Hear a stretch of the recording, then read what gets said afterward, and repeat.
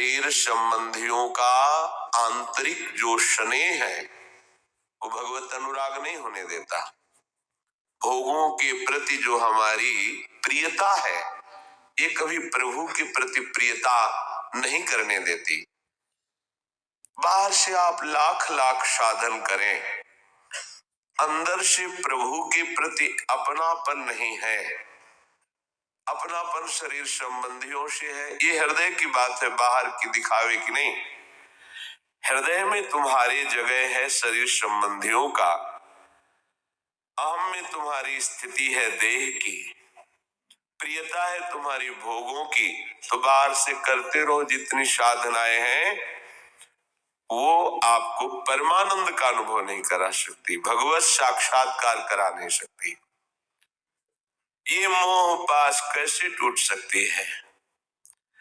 बाहर से हजारों साधन करते हैं पर हम देह भाव से युक्त हैं। मैं पुरुष, मैं स्त्री, मैं ज्ञानी, मैं ध्यानी, मैं देह को लेकर सारी वार्ता, सारी चेष्टा देह को लेकर, सारी क्रियाएं अभिमान को लेकर के, कोई फर्क नहीं पड़ने वाला अंदर की ग्रंथि में। जो जड़ चेतन ग्रंथि भ्रमात्मक पड़ी हुई है वही हमारे जन्म मरण का हेतु है। जब तक ये चिज्जड़ ग्रंथि विध्वंस नहीं हो जाएगी तब तक आवागमन का चक्र चलता रहेगा। चित्त चेतन जड़ शरीर, चैतन्य जीवात्मा ने शरीर को अहम से पकड़ रखा है। इसको छोड़े बिना बाहर से सैकड़ों साधन कर लो, बाहर कोटि उपाय करी पर अभ्यंतर ग्रंथि न छूटे। अंदर की जो ग्रंथि बनी हुई है ये छूटती नहीं है। इसी ग्रंथि से जन्म मरण होता है। बड़े बड़े वेदांत के शास्त्रों में भी इसी की बात का वर्णन किया गया। पूरा योग वाशिष्ठ चिज्जड़ ग्रंथि के विषय में ही सारी चर्चा है। ना होने पर भी जो भ्रमात्मक ये चिज्जड़ ग्रंथि पड़ गई है, जड़ चेतन की ग्रंथि पड़ गई, यद्यपि मृषा और छूटती कठिनाई। बोले ऐसा कैसे कि बाहर से साधन कर रहा है और उसकी ग्रंथि ना छूटे? बोले उपाय देखो। जैसे बहुत बड़े कड़ाह में घी भरा हुआ है और ऊपर से चंद्रमा की परछाई पड़ रही है। अब आप सोचें कि मैं यहाँ घी को जलाकर चंद्रमा को नष्ट कर दूंगा तो नहीं कर पाएंगे आप। कल्पों तक आप आग जलाते रहिए, चंद्रमा तक आपकी आंच भी पहुंचने वाली नहीं, बाहरी क्रिया से नहीं होगा। इसके लिए आंतरिक विवेक शक्ति चाहिए। वो चंद्रमा का प्रतिबिंब पड़ रहा है, कड़ाह पे चंद्रमा नहीं है। जब तक घी रहेगा प्रतिबिंब को तुम औंट के नहीं मिटा सकते हो। कह रहे हैं कि एक वृक्ष में जैसे कोई विहंग रहता है तो वृक्ष को तुम जड़ से उखाड़ दो तो विहंग मर जाएगा क्या? नहीं मरेगा, वो कोटर में सुरक्षित रहता है। साधन करी विचारहीन मन शुद्ध होए नहीं तैसे। तुम्हारे अंदर विवेक जागृत नहीं हुआ है, बाहर देह भाव से बहुत से साधन कर रहे हो तो तुम्हारा मोह नाश नहीं होगा, आवागमन की फांसी नष्ट नहीं होगी। जब तक तुम्हारा मन, तुम्हारी बुद्धि, तुम्हारा चित्त, तुम्हारा अहम विषयों के राग को, शरीर के राग को, शरीर संबंधियों के राग को त्याग कर भगवत अनुराग में नहीं स्थित होता तब तक ये अंतःकरण धर्म तुम्हारे आवागमन की फांसी बना रहेगा। कह रहे हैं कि अंतर मलिन विषय मन अति तन पावन करिय पखारे। विश्व के सारे तीर्थों में जाकर खूब शरीर को डुबो, ये अवगाहन किया, इस तीर्थ में पुण्य किया, ये दान किया, पर अंदर इसका कोई फर्क पड़ने वाला नहीं। उस ग्रंथि पर जो जड़ चेतन, मैंने गंगा स्नान किया 10 वर्ष नियम लेकर, मैंने ये किया, वो जड़ चेतन की ग्रंथि सुरक्षित है। ये शुभ और अशुभ कर्म बन रहे हैं, जड़ चेतन की ग्रंथि पर कोई फर्क पड़ने वाला नहीं, अर्थात आवागमन चक्र पर इस पर कोई फर्क नहीं, चलता रहेगा। पुण्यात्मा बनोगे, अच्छे अच्छे लोगों को भोगोगे, तप लोक, मार लोक, जन लोक, सत्य लोक आदि, और उसके नीचे स्वर्ग लोक या नीचे के लोकों में। लेकिन आपका भगवत साक्षात्कार या मोक्ष पदवी को प्राप्त होना ये नहीं हो सकता। तीर्थावगाहन, दान, यज्ञ, पुण्य, पाठ, नियम ये बाहर हो रहे हैं, अंदर तो ग्रंथि सुरक्षित है ना। जैसे कोई सांप बिल में घुसा हुआ, ऊपर से आप लाठियों से बराबर 100 वर्ष तक प्रहार करते रहे बिल के ऊपर, क्या फर्क पड़ेगा सांप को? ऐसे बाहरी साधन करते रहिए और उसका आम पुष्ट करते रहिए, मैशा मैशा मैशा। लेकिन उस मैं को जो तुमने शरीर से जोड़ रखा है वही तो तुम्हारे आवागमन का हेतु है।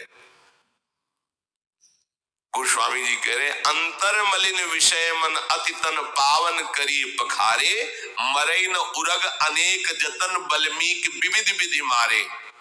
तो फिर उपाय क्या है महाराज? इस जड़ चेतन ग्रंथि का भेदन हो जाए, क्या उपाय है? तो तुलसीदास हरि गुरु करुणा बिनु विमल विवेक न होई, और बिन विवेक संसार घोर निधि पार न पावे कोई।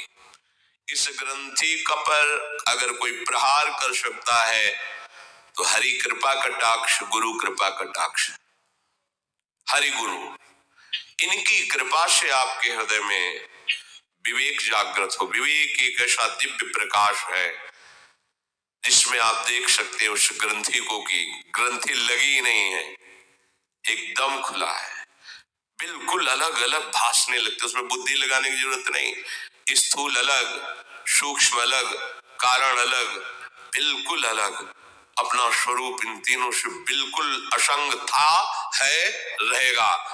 इसीलिए मोक्ष मूलम गुरु कृपा, कृपा कटाक्ष हुआ, वो शुद्ध विवेक जागृत हुआ, बस उसी विवेक से वो अनुभव कर पाए, बात तो से नहीं, क्रियाओं से नहीं। इसलिए कई बार सत्संग में कहते हैं कि क्रियाओं से, असत क्रियाओं का त्याग करके हम अंतर्मुखता की तरफ बढ़ते हैं, यदि हमें सत्संग मिल जाए तो। नहीं, उन क्रियाओं में देह भाव के कारण, अभिमान कर्ता भाव होने के कारण फिर वो शुभ क्रिया स्वरूप उत्तम उत्तम लोगों को भोगता है, लेकिन उसका परम कल्याण नहीं होता।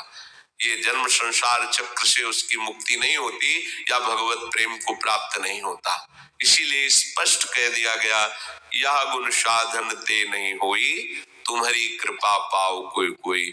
कोई कोई कृपा पात्र, कृपा पात्र जो सर्वतोभावेन आत्मसमर्पण कर दिया है प्रभु को। प्रभु अब मेरे में सामर्थ्य नहीं, आप जैसे चाहो वैसे चलाओ, अब मेरा कोई अस्तित्व तो नहीं रह गया है। आप मिलो न मिलो, आप नरक रखो, स्वर्ग रखो, मृत्यु लोक में रखो, कोई परवाह नहीं, बस आपकी अखंड स्मृति, आपका चिंतन, आपका निरंतर सुमिरन, ये हमारे पक्ष की बात है। प्रभु मिले ना मिले उनकी बात है, लेकिन अखंड स्मृति चल रही है, बेपरवाह हो। जाएंगे कहाँ? हाथ में डोर है, पतंग कितना फर्राटे भरेगी आकाश में, आना ही पड़ेगा उसे हमारे समीप, क्योंकि हमारे पास डोर है। जिसने गुरु प्रताप से नाम मंत्र रूपी डोर पकड़ ली और निरंतर सुमिरन कर रहा है, तो प्रियालाल रूपी पतंग आ ही जाते हैं उसके हृदय में। करुणा करके प्रभु जब विवेक देते हैं तो ये असंगता उसकी बढ़ती चली जाती है। हम कहीं भी अपनी बुद्धि को अधीन न होने दें, किसी विषय में, किसी व्यक्ति में, किसी स्थान में, किसी सिद्धि में, किसी भी स्थिति में। जब तक हमें बुद्धि का भान है तब तक इसे कहीं आसक्त न होने दें। अनासक्त स्थिति में जब वो आसक्ति पैदा होती प्रभु की, तो उसे प्रेम कहते हैं, उसमें किसी का बस नहीं होता। वो विवश होकर के बुद्धि प्रिया प्रीतम के चरणों में लीन हो जाती है। अब बुद्धि बुद्धि नहीं, प्रिया प्रीतम ही रह जाते हैं। इसलिए श्री भगवान कहते हैं कि ये तीनों तो उदार हैं, अर्थार्थी, आर्त, जिज्ञासु। पर ये जो ज्ञानी है, ये मेरे मत में ये मेरी आत्मा है। आत्मा से प्यार किया नहीं जाता, वो तो प्यार में है। जैसे हम आपसे प्यार करते हैं तो आप और हम, बीच में जगह खाली।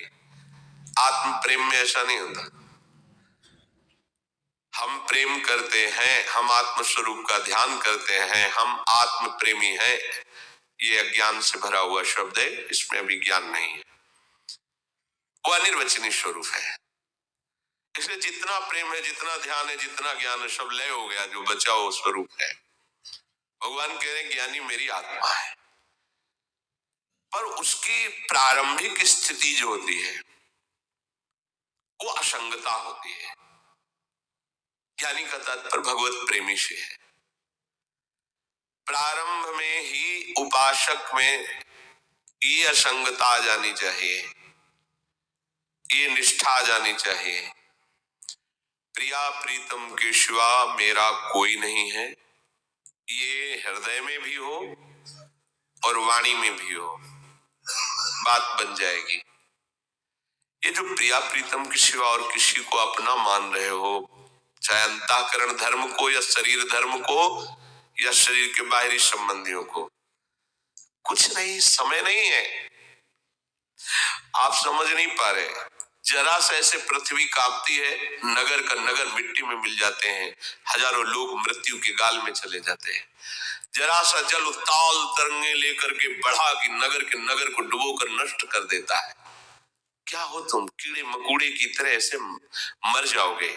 यदि भगवत साक्षात्कार नहीं किया तो तुम्हारी कीड़े मकोड़े से ज्यादा कोई योग्यता नहीं। भले तुम अपने को समझते हो बहुत बलवान, बहुत बुद्धिमान, कुछ नहीं। एक सेकंड में सब धूल धूसरित। संपूर्ण ब्रह्मांडों के प्रलय के लिए केवल इतना समय लगेगा, पलक झपकते मिट्टी में सब मिल जाएगा। अपने को बहुत प्रभु से अलग मानकर विमुख होकर मनमानी आचरण कर रहे हो सुख भोगने के लिए, देखते जाना प्रकृति तुम्हें इतना दंड देगी, जी नहीं सकते हो तुम, चैन से सांस नहीं ले सकते हो। कहाँ भगवान, कौन भगवान? आंख खोल के देखो ना कि है कोई भगवान, जहाँ किसी का बस नहीं चलता। तुम्हारी ये सब मिसाइलें, तोपे, तुम्हारी सारी ज्ञान विज्ञान के साथ धूल धूसरित हो जाएगा। यदि भगवान का अपमान करोगे, अवहेलना करोगे, विमुख होके रहोगे तो ऐसे धूल धूसरित हो जाओगे, किसी काम के नहीं रहोगे। काल सबको मिट्टी में मिला देता है, धूल धूसरित कर सकता। इसलिए सावधान, ये जीवन केवल प्रभु के लिए मिला। चतुराई इसी में, जल्दी से भगवत प्राप्ति करो। भगवत प्राप्ति जल्दी से असंग हो जाओ, अन्य सहारे छोड़ दो, अन्य आश्रय छोड़ दो। जीव के कर्म का भोग उसकी बुद्धि ही दिलाती है। ध्यान से सुनो, कोई और हमें दंड नहीं देता, हमारी बुद्धि हमको दंड देती है। भगवान है तो की कृपा करके मार्ग देते, चलिए ये मेरा मार्ग है, मुक्त हो जा। और उसकी बुद्धि बार बार उसको प्रेरित करके संसार की तरफ, भोगों की तरफ, विषयों की तरफ, अहम की तरफ, धन का बल लेकर के विचरण करती। नहीं सत्संग चाहिए, नहीं नाम जप करना, नहीं सेवा करनी, बस कैसे सुख पूर्वक जीवन व्यतीत हो। क्या सुख? खा लिया, पी लिया, सो लिया, भोग लिया, इसे सुख।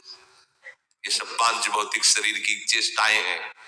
कितने दिन ये शरीर, कितने दिन ये सुख सामग्री, नष्ट हो जाओगे, फिर शांति नहीं मिलेगी कहीं, किसी भी लोक में। अभी समझ में नहीं आ रहा, अज्ञान की धरा में, इसलिए अहम की वृत्ति में फूले घूम रहे हो।